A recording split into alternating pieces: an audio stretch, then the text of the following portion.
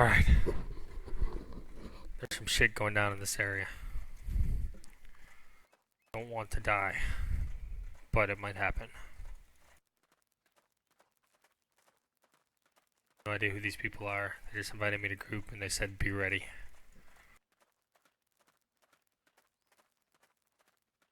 Might be my first PvP experience.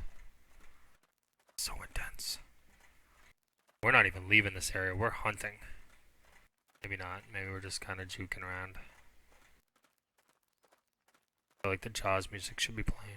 Da-dum, da-dum, da-dum, da-dum. Oh, false alarm. Looks like we'll be safe. So much for that excitement.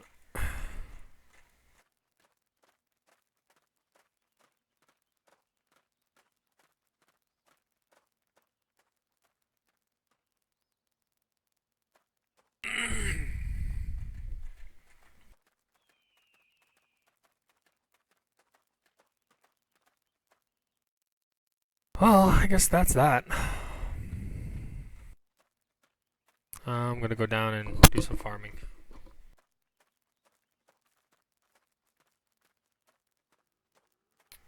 I guess I should leave the party.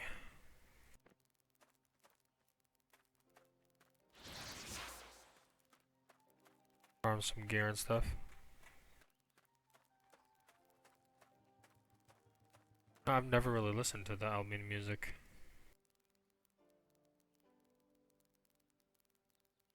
Gear, I'm gonna farm some mobs. Mobs. Do.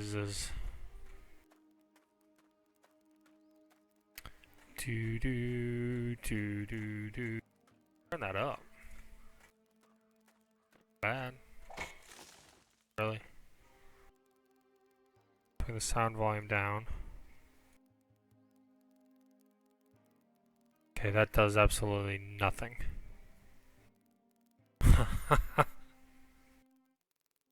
Okay, the music volume works. The sound volume, not so much.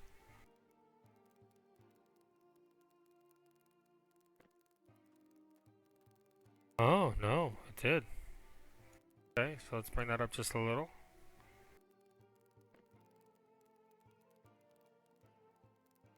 Put it at, like, right about there. Yeah, I like that. Bring this up a little. Let's get immersed in this shit. What? Alright, gotta repair real quick. Last thing I want to do is get out there and fucking die. Got about half hour before I gotta go to work. Not sure if I'll record all 30 minutes of it. Record a little bit.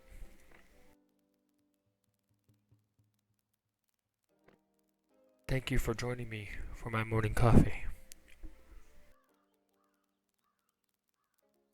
I wonder if I can get my girlfriend to make me another cup of coffee. We shall see.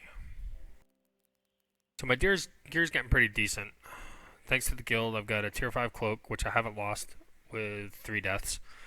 And then 4.2, which I've been buying off the auction house. So all this, hey, could you make me a cup of coffee? Thanks, baby.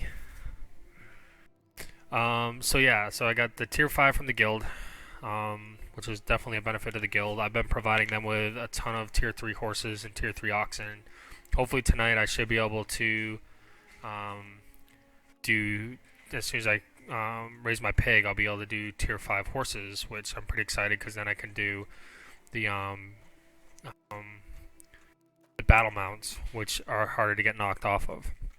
Now when I do that, I'm going to, instead of doing 4 horses and 4 oxen, I'm going to just go straight up all tier 5 horses.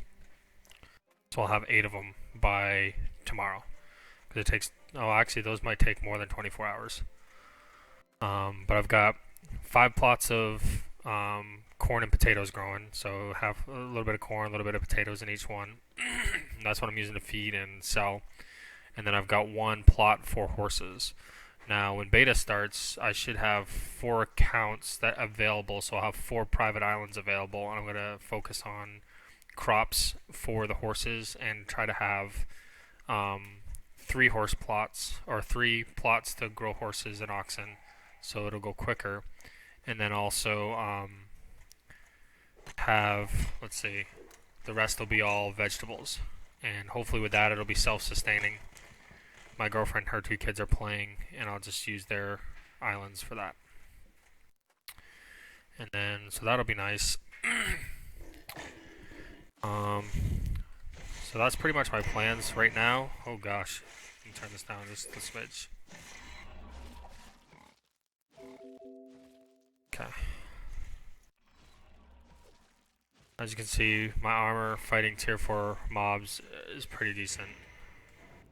Killing speed could be better, but survivability is awesome. Thank you, babe. And I do like the setup I have now. This hammer is really nice. It reduces the damage I take.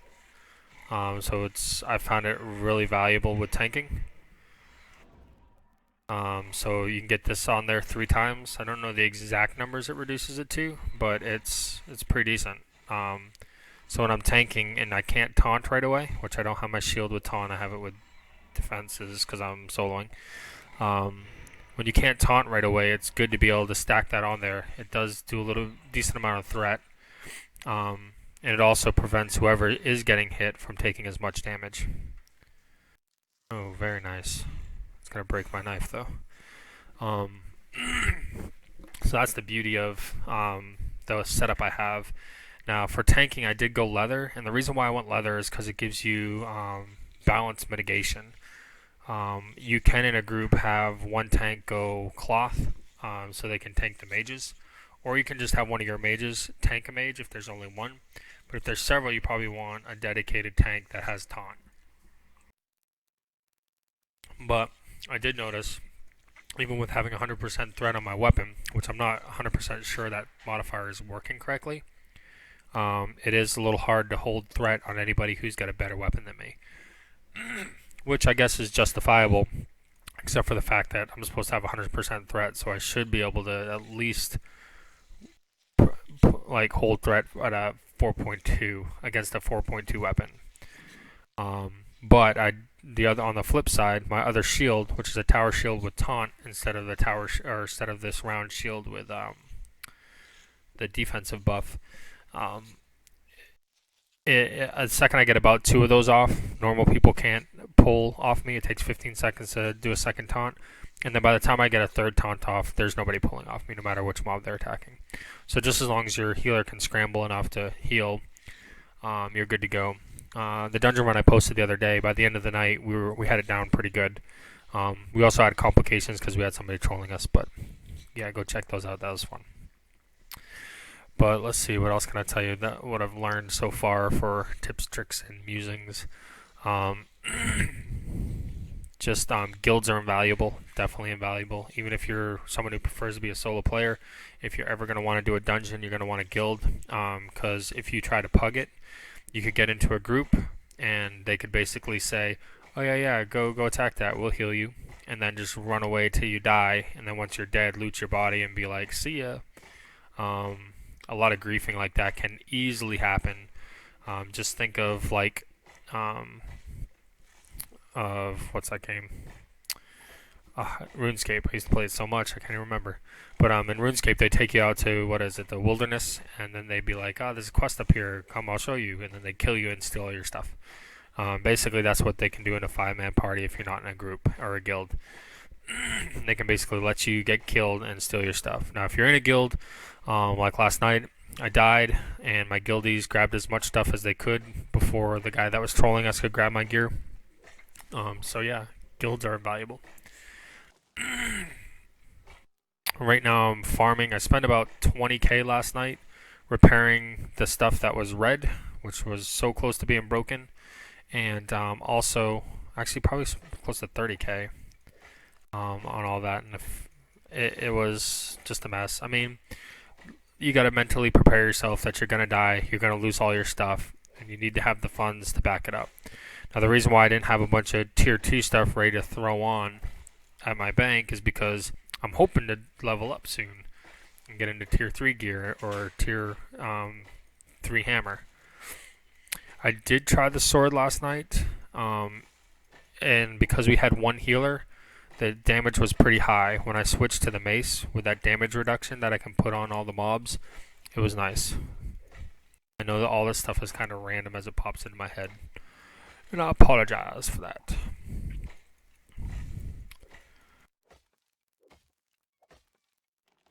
This is some good farming right now. I'm gonna probably farm these 2 trees, go back, empty it so I can keep running, and I might grab my crossbow.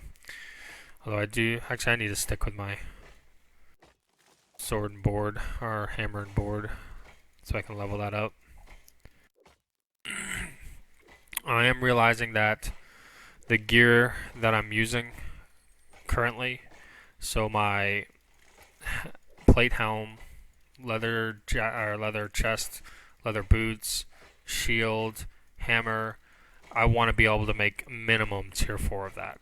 And I'm definitely going to have the mats in my bank, like 100 mats of each, just sitting there for when I die. I can just go make the minimum tier 4. So even if I'm in 4.2 and I have no gold or silver to replenish it, I'll have plenty of mats to take care of it.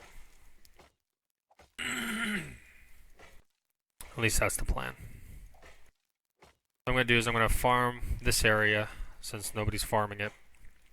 Pick up everything that's decent level. I'm going to throw it in my guild stash, and then I'll probably wait tonight and caravan it back to the starter zone, so that, or to Queen's Market, so I can sell it all.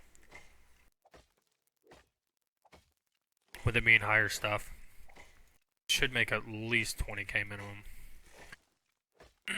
It's really not that hard to make silver in this game. You just pick an area, get on your ox. If it's a safe zone, load up your ox to max capacity and just sell it all in the auction house, unrefined. I've noticed that's been good enough to keep me anywhere between 20 to 50k. But if I'm going to do some PvP tonight or something along those lines, I definitely want to make sure I have the funds to restock everything that I have.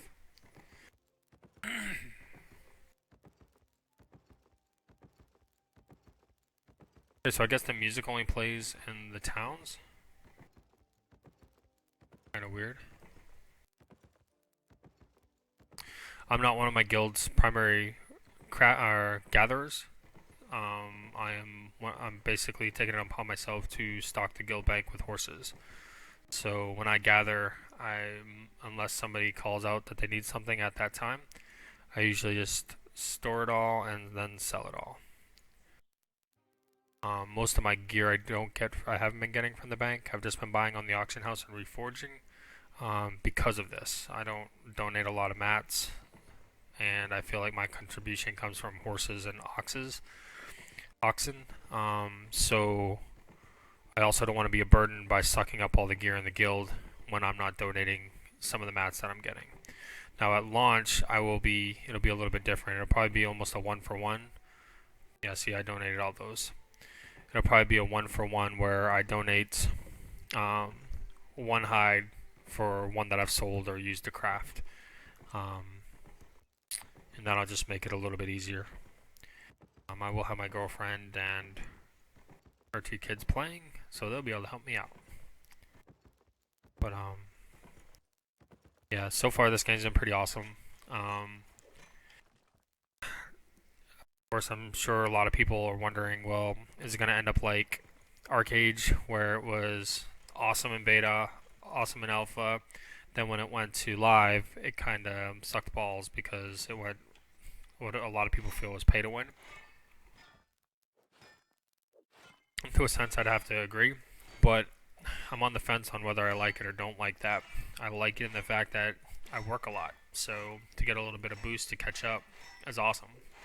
But I don't like it in the fact that somebody who wants to dump a lot of money in there can not only catch up and make up for the time they can't play, but they can just crush it. So that's what I don't like.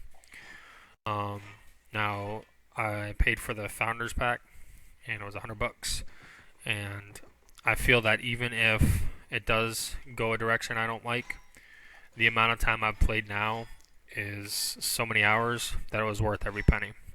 So even if it does change and I don't like it in alpha and beta or in live, I've got my money's worth. And worst case scenario, it will be available on tablet, so it could be just something I log in and putz around on.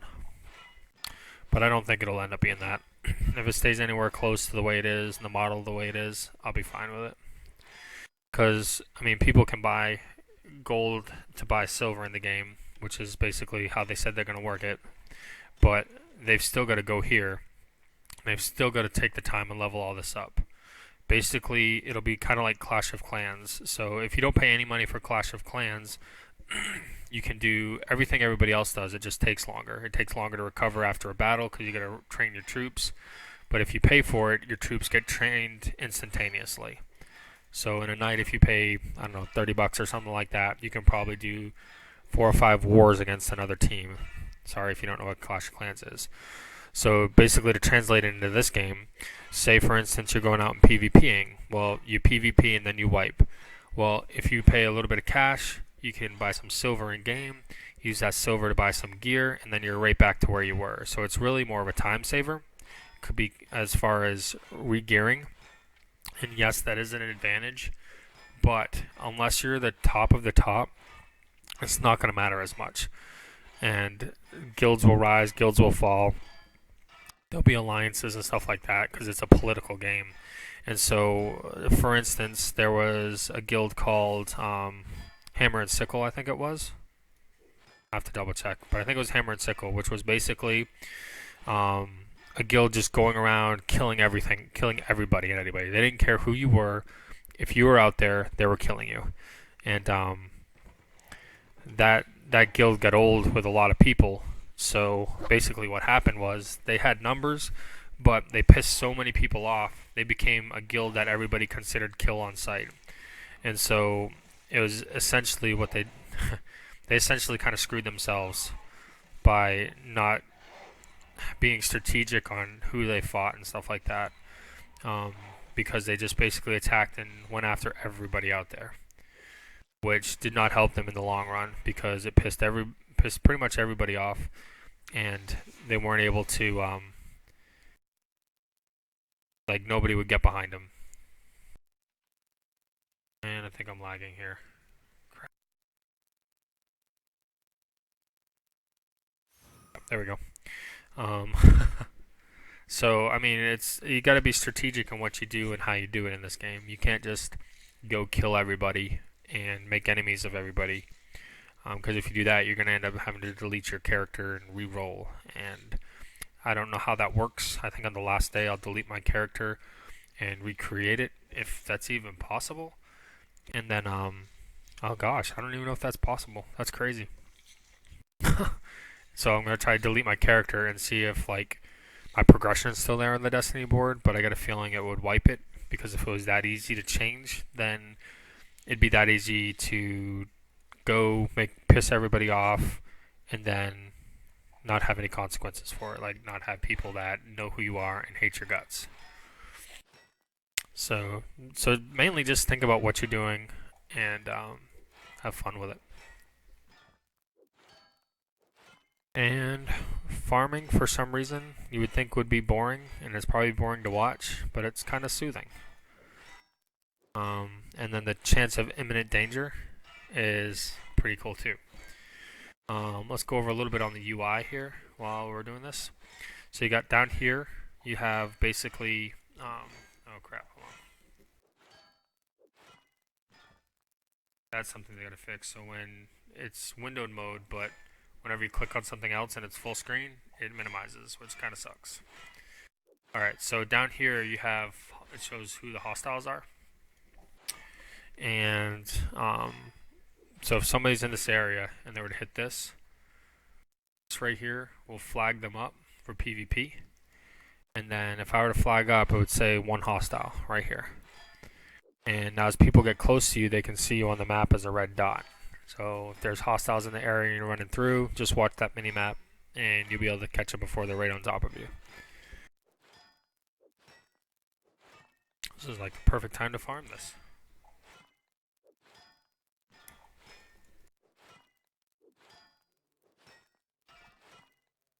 Your guild is right here.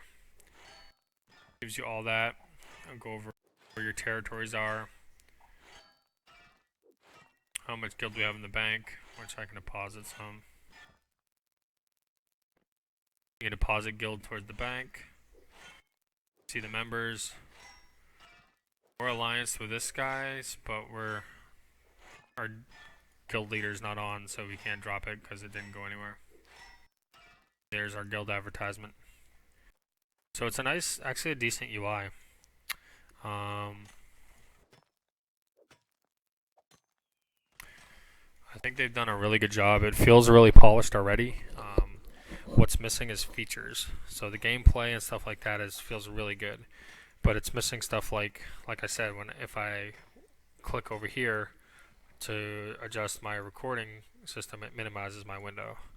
I have to be this size, and then I can click on something else, which is kind of lame. But I mean, I'm sure that's on their bucket list to do. You got to keep in mind, this isn't a big company that's doing it. This is a dev team that's a small company, and they took it upon themselves to put this game together. That's why they're doing the Founders Packs. If it weren't for Founders Packs, they probably will never make live. And the game still may never make live. There could be something that happens, and I'm okay with that because I've enjoyed everything that I've played. It's made the groundwork for cross-platform viable. It might not be the best graphics and stuff like that, but I mean, I can play this on my iPad when it comes out, or you can play it on a Google Play tablet or something like that, so definitely is good. Let's see, what else can we talk about? Food, I haven't really gotten into that. Alchemy, I thought about getting into that, but right now the drops for alchemy are really small, so it's hard to get alchemy leveled up, and it might be something I work towards. If I've got 4 people grabbing alchemy stuff low level, I can at least make the low level stuff. But it's not a bad thing. Definitely would help in PvP, give you an edge. But again, it's going to come down to farming mats or buying them off the auction house, which I guess if you spent real money, you'd definitely get a good edge that way. But it's choice. I mean, just think of it as rich people, poor people in real life. If you've got a benefactor funding everything you're doing, well, then you're going to be basically more progressed in life than other people. But if you have to kick, scratch, and bite for every inch, I don't know. I find that better. Would make me feel more accomplished.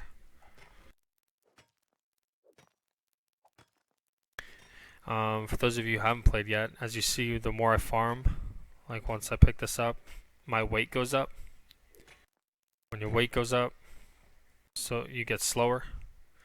Now I have a mount. Now the nice thing about the oxes is it takes my weight down substantially, like a fraction of what it is, which is definitely nice. One thing I could definitely say, do not neglect stone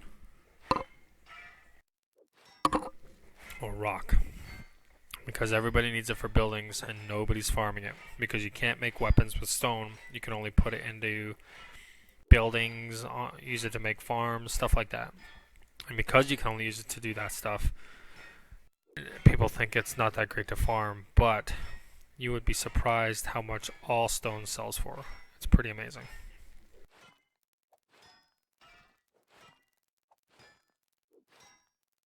And I wish I didn't have to work later. It's a lot of stuff.